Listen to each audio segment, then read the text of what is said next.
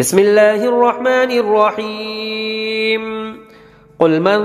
كان عدوا لجبريل فإنه نزله على قلبك بإذن الله مصدقا لما بين يديه وهدى وبشرى للمؤمنين من كان عدوا لله وملائكته ورسله وجبريل وميكال فإن الله عدو للكافرين ولقد أنزلنا إليك آيات بينات وما يكفر بها إلا الفاسقون أو كلما عاهدوا عهدا نبذه فريق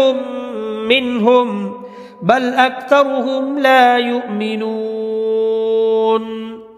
ولما جاءهم رسول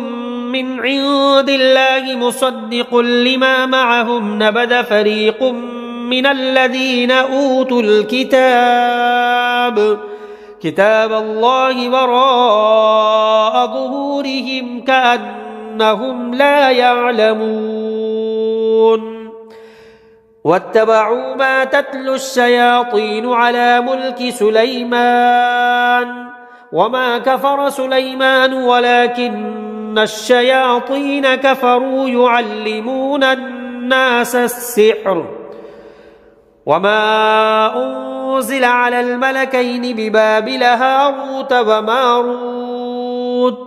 وما يعلمان من أحد حتى يقولا إنما نحن فتنة فلا تكفر فيتعلمون منهما ما يفرقون به بين المرء وزوجه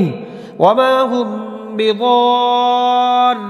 به من أحد إلا بإذن الله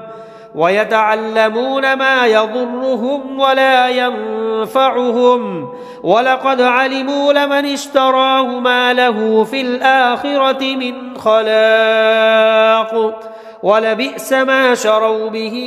أنفسهم لو كانوا يعلمون ولو أنهم آمنوا واتقوا لمثوبة من عند الله خير لو كانوا يعلمون